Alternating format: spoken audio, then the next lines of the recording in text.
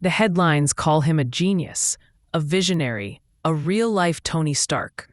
We see the multi-billionaire behind every revolution, from rockets to electric cars to brain implants. But what if the story you've been told is completely wrong?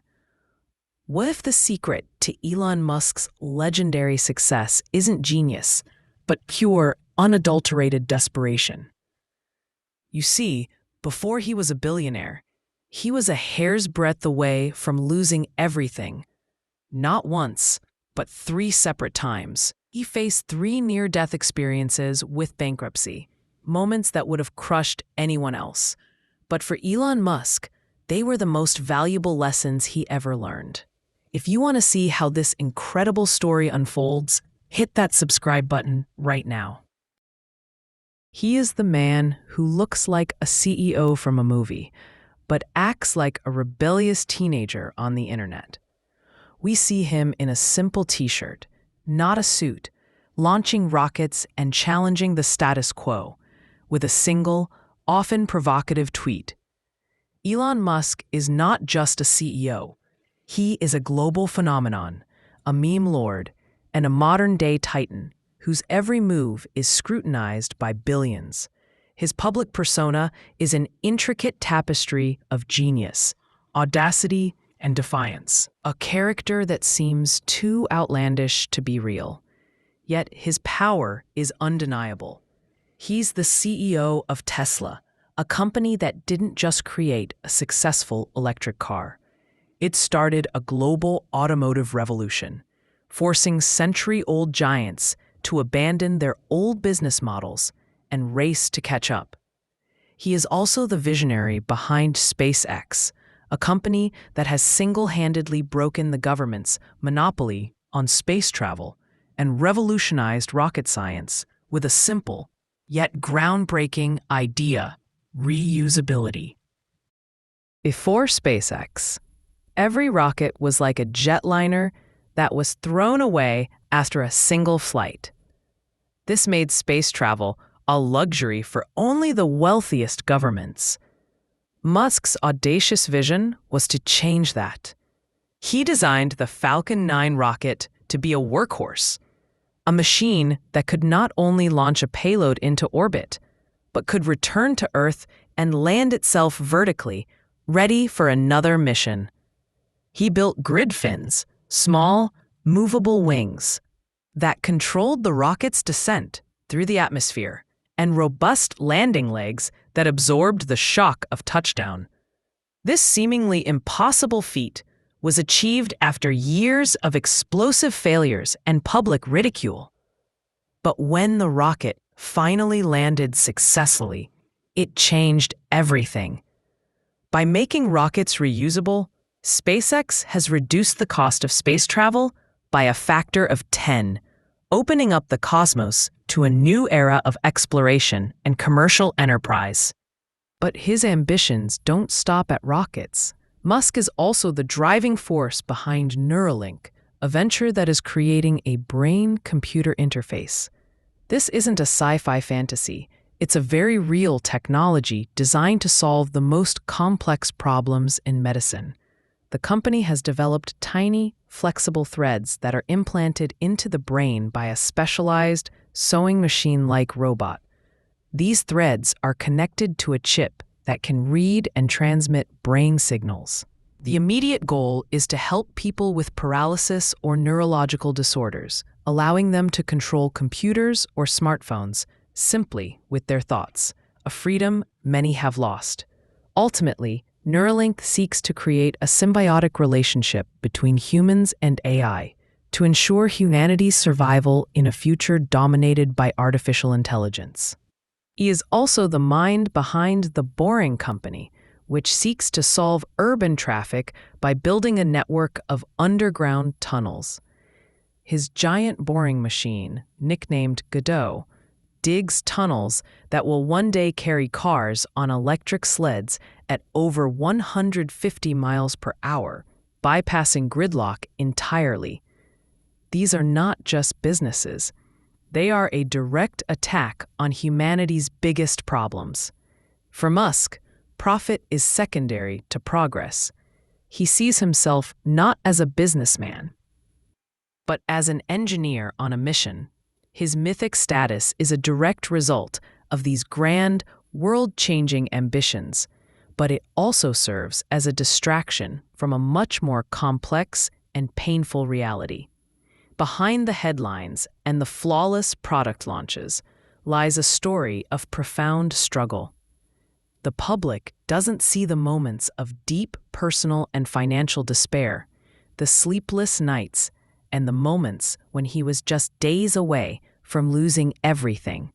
The truth is, the man we see today was forged not in success, but in the white-hot crucible of 3 near-death experiences with bankruptcy. These are the moments that would have crushed anyone else. For Musk, they were the most valuable lessons he ever learned. A painful but necessary part of the journey. This part of the story, the struggle and the failure, is the most crucial part of his legacy. After the sale of Zip2, Elon Musk was a multi-millionaire, but he was also a man consumed by the memory of his demotion. He had received $22 million for his work, but the pain of being a CEO without a company was far more impactful than the money. He knew that for his next venture, he had to be in complete control. With his newfound fortune, he founded X.com in 1999. His vision was audacious: to create a comprehensive digital financial service. In 1999, a single platform that would be an online bank, an investment firm, and a payment processor all in one. This was a direct attack on the entire traditional banking system. However, he wasn't alone in this space. Another company, Confinity, led by a young and equally ambitious entrepreneur named Peter Thiel, was also building a similar idea: a simple payment service called PayPal that was a small feature of their main product. The rivalry between X.com and Confinity was immediate and intense. It was a war of 2 fundamentally different philosophies. Musk's X.com was a grand, complex vision of a financial super app, an all-encompassing service that would do everything. By contrast, Peter Thiel's Confinity was focused on one thing and one thing only: building a simple, viral payment system that allowed people to send money via email. While Musk was building a fortress, Thiel was building a single, highly effective weapon. Both companies were burning through millions of dollars, trying to outpace each other. The venture capitalists who had invested in both companies saw the conflict as a zero-sum game and forced a merger. In March 2000, X.com and Confinity joined forces, and the new company would soon adopt the name PayPal.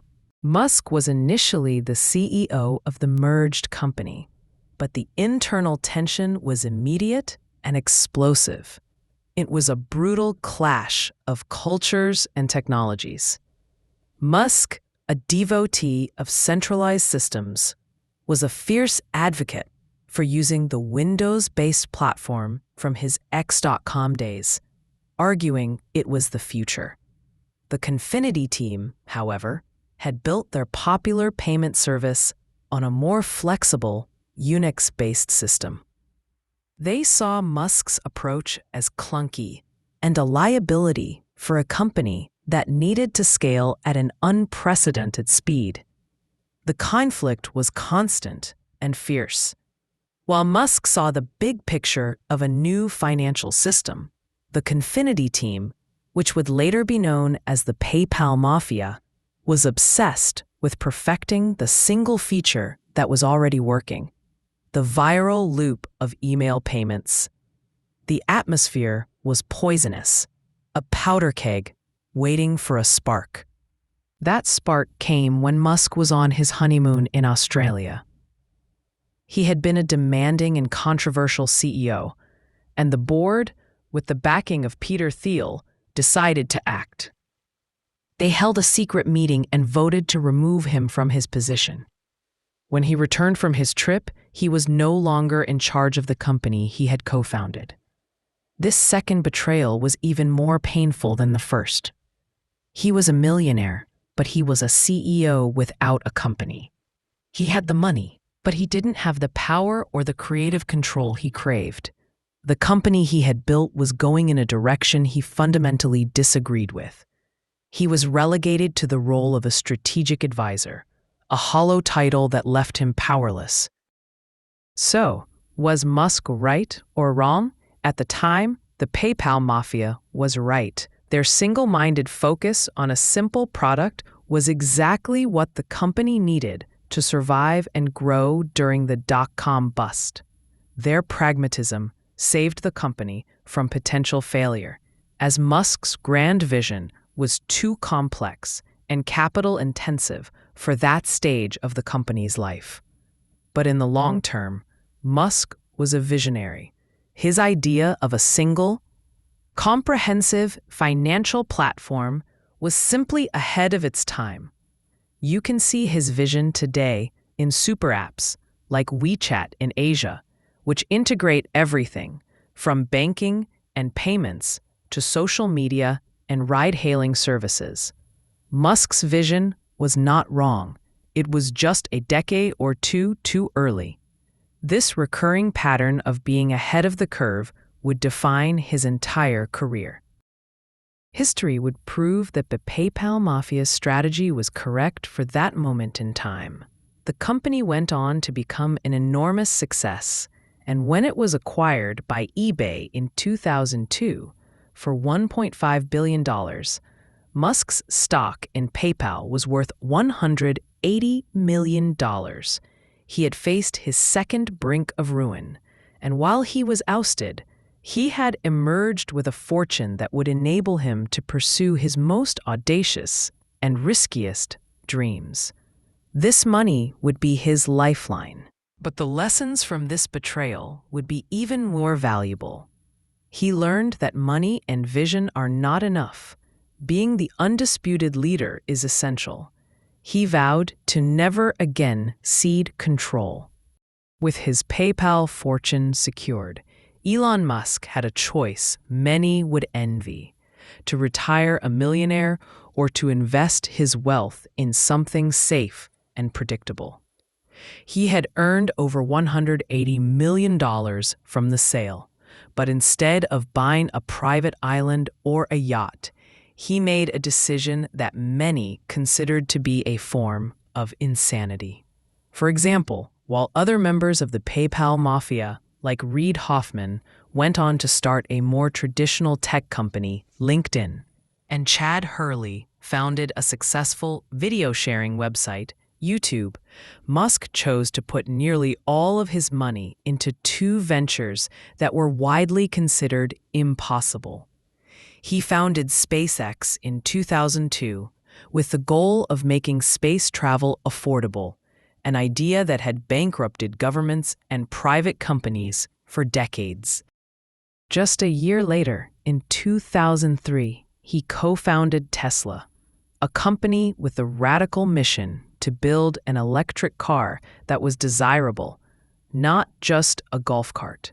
For instance, at that time, most people thought electric cars were a niche technology with no future in the mass market, and the idea of a viable electric sports car was seen as a joke.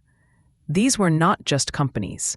They were his personal moonshots, born from the lessons he learned about needing to be in full control of his own destiny. The founding of Tesla itself was a story of a dream built on a shaky foundation. The company was officially incorporated in July 2003 by two engineers, Martin Eberhard and Mark Tarpenning, in San Carlos, California. Their initial goal was simple: to build an electric sports car. They had the technical vision, but they lacked the one crucial element needed to turn their dream into reality: money. This is where Elon Musk came in. In February 2004, he led the company's Series A funding round, investing an astonishing $6.5 million and becoming the company's chairman and largest shareholder. His title was a reflection of his immense investment and influence. He was a co-founder in the sense that his money and vision were absolutely critical to the company's existence. He was a co-founder in a very real, tangible way, even though he didn't start the company. The money from his PayPal sale was now a fragile but powerful lifeline for a company that everyone in the automotive industry saw as a fantasy. Running two impossible companies at the same time became a grueling and almost fatal test of his resilience. For example, in the early days of SpaceX, the company faced a series of spectacular failures. Their first 3 launches of the Falcon 9 rocket in 2006, 2007, and 2008 all ended in fiery crashes. They were devastating losses, not just of millions of dollars, but of years of hard work and the morale of the entire team. At the same time, Tesla was hemorrhaging cash and hitting major roadblocks. The original Roadster was plagued by problems. The transmission failed in early tests, and the battery pack, for example, was far more expensive and complex to manufacture than anyone had anticipated. The company was hemorrhaging money and missing every deadline, causing costs to spiral out of control. Musk was in a race against time, watching his personal fortune, which was tied up in these companies, disappear before his eyes. The climax of his financial struggle came in late 2008, a year that would become a personal and professional hell for him. Both companies were on the brink of complete collapse, with Musk down to his last few $1 million. The first 3 launches of the Falcon 9 rocket failed for a combination of reasons rooted in inexperience and a lack of budget. For instance, the first launch in 2006 failed because of a fuel line leak, which was a fundamental engineering mistake. The second launch in 2007 was a failure because of an issue with the rocket's roll control, causing it to spin out of control. The third launch in 2008 failed when the rocket's engine shut down prematurely due to leftover propellant sloshing around in the tank. Each failure was a brutal lesson, but they forced the company to iterate and learn at a speed no one else could. Their fourth launch in September 2008 was his final roll of the dice. A failure would have meant the end of SpaceX. When the rocket successfully reached orbit, it wasn't just a technological victory. It was a desperate lifeline.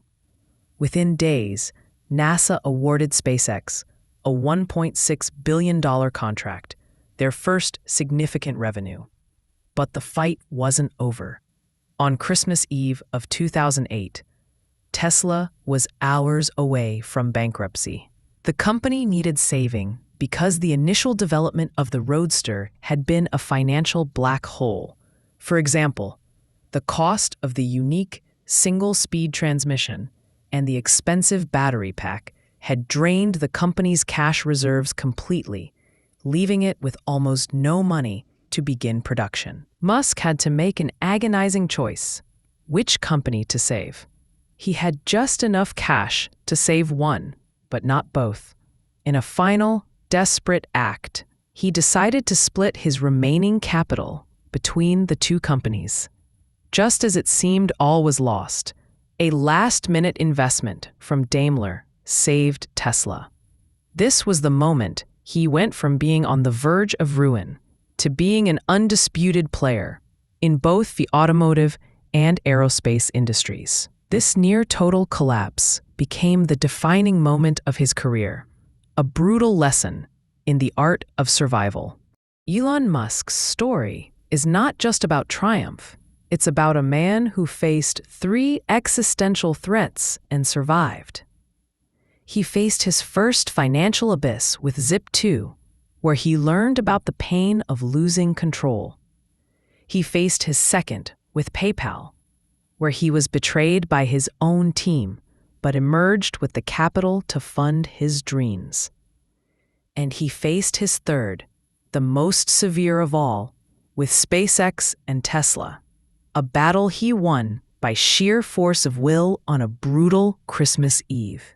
The man we see today, launching rockets and building electric cars, was forged in the fires of these 3 near-death experiences with bankruptcy. His journey proves that his success wasn't an accident.